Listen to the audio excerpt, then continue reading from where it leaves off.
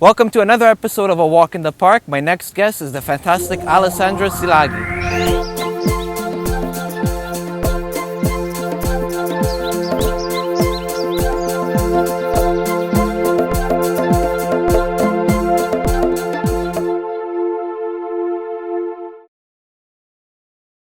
Hello! Thank you for being on. Thank you for having me. I'm very excited. You're the first politician we ever had on the show. That's exciting. Yeah, I know. That's weird to hear. Well, you know, all the politicians need to come somewhere. And what better platform than A Walk in the Park? So are you ready to take one? I am ready. All right, let's go. Candidate Yes. for the Green Party. Yes. St-Michel riding. Exactly. Why the Green Party? They just share a lot of the values that I've kind of developed over the 6 years that I've been studying the environment. I started studying in Dawson 6 years ago. I did that for 2 years and then I really loved it. So then I chose to study at Concordia for 4 years. So when I finally decided to maybe pursue something after university, I thought, well, why not the Green Party? You know, from a historic point of view, some would say that it's a little ambitious when you have the liberals or the conservatives and you can kind of go run for them because they have a, you know, more of a winning streak. Yeah. What do you have to say about the common misconceptions of the Green Party? Well, one thing I could say is definitely like we do prioritize the environment because the environment is essentially our future. Like without... We've got how many years to live now? Like 12?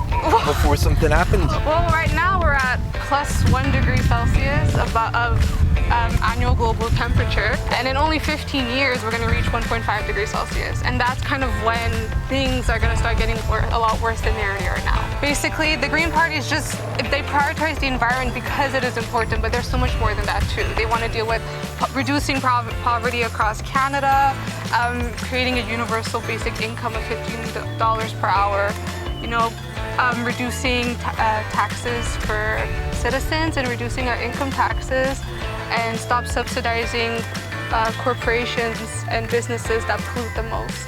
So they really want to make a balance in Canada for the really long term. Like Green Party thinks like 30, 40, 50 years in advance, not just 10 to 15. So how would you go about convincing people? Because right now, you know, you're not the majority, let's say. Yeah, well, the way I would convince people, just saying we need change. For Canada's history, we've always been between conservative and liberal, and I feel like I haven't seen much progress. In like the 6 years that I studied the environment, I really haven't seen any progress being done, and so we just really need a change. We need another party to bring new things to the country. Let's move on to the environmental march that happened spring that felt like winter because climate change. See how that, yeah, anyways. I don't think it worked. It's not the march's fault, it's definitely the government's fault. You know, we voiced our concerns. We were out there marching and it's just the government didn't listen to us. There's so many problems that people voice about, but yet our government doesn't listen to us. And like, I think that the government is by the people, for the people. And we could definitely see a lack in that. And that's something we need to improve on. I don't know, it ticked me off. It ticked me off. Okay, yeah, you have the government to blame, but we should be doing, you know, more things too. Well, the thing is, like, I went to the Green New Deal meeting that happened beginning of June. And one thing we definitely talked about was that we need to stop individualizing the problem. We need to stop really pointing the fingers at citizens because, you know, composting, recycling, like that makes a difference. Using our bikes instead of cars, that makes a difference. But if we look at that, like in St-Leonard, we really don't have enough bike paths. And so there's no incentive for people to take their bikes instead of their cars. So that's why people take their cars more.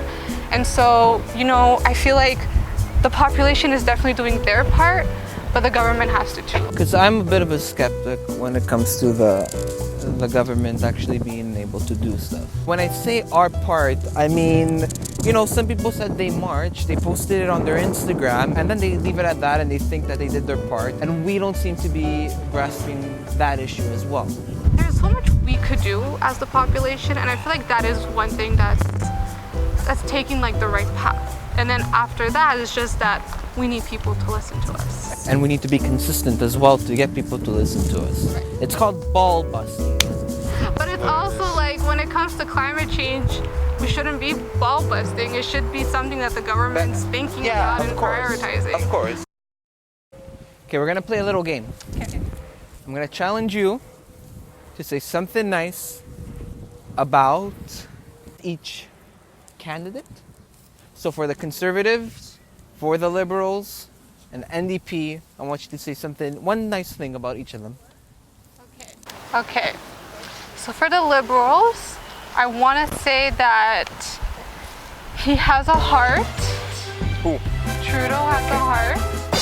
And there's some things that he's wanted to do with good intentions. For Scheer, I think that he definitely is one for the general Canadian population. And he says what people want to hear.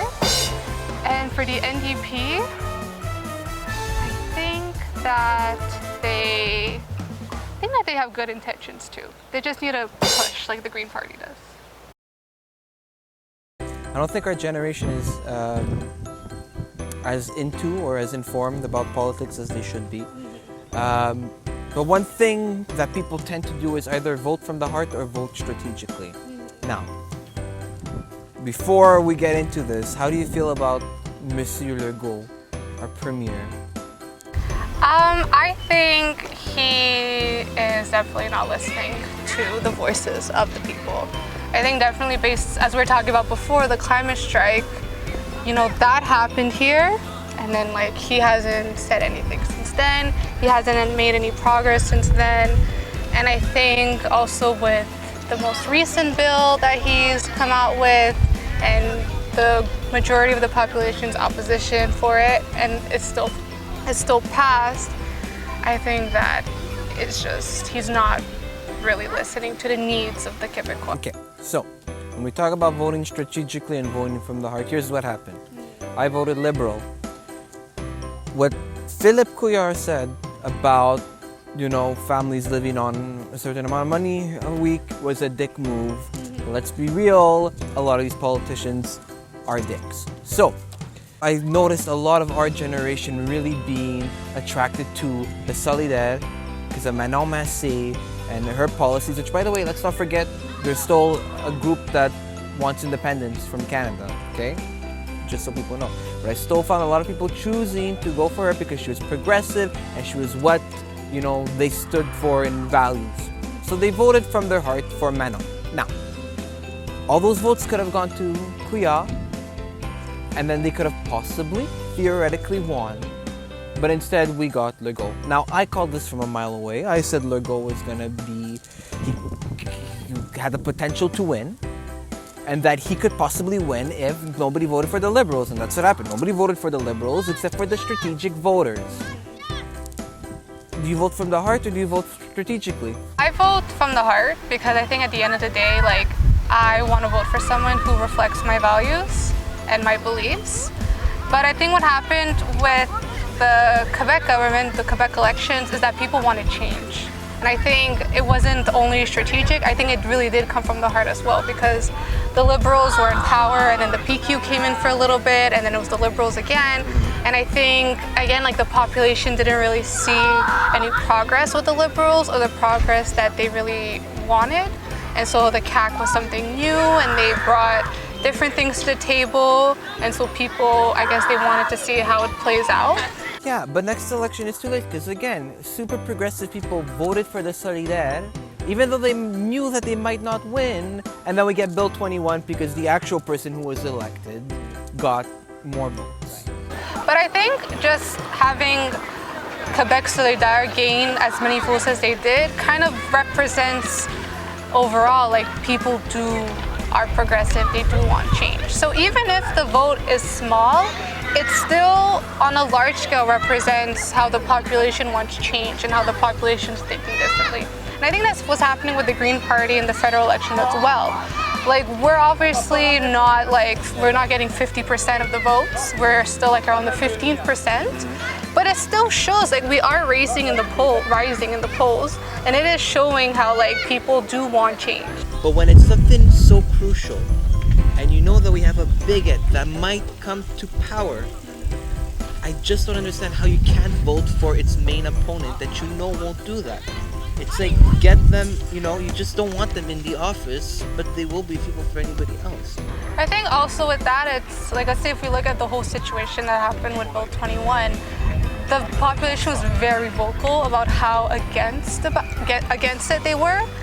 And the fact that the government still went through with it and didn't listen to the population, I think that just represents how our government is running. And I don't completely agree on it. Like, if the population is very vocal about something they don't want to happen, then I think the government should step back and realize, well, you know what, let's think about what the people want rather than what our little party wants. Because at the end of the day, they're the party that are supposed to be representing the people. And so if the people don't want something, they should listen. Should we be more informed than, Well, we should take the responsibility on ourselves to kind of look at everything and kind of think like, well, I like this group, but I don't like this thing that they're saying, so let me look at the other group. I like this, what they're saying, and just kind of compare and like choose based on that. You're 23. You're 23. Like, it's affecting us directly. People die. The people who care about politics are gonna die, and then it's up to us, right? The elections are being held on October 21st. October 21st, which means on October 21st we have to get out and vote. So if you are in St-Leonard or St-Michel and you want to vote the Green Party, you're voting for Alessandra Szilagyi, who will be your candidate. You're a great candidate. Thank you for being on. Don't forget to vote. And we'll see you next time on a walk in the park. Thank you for being on. It was a pleasure. See you. See you next time. Vote. That's a wrap.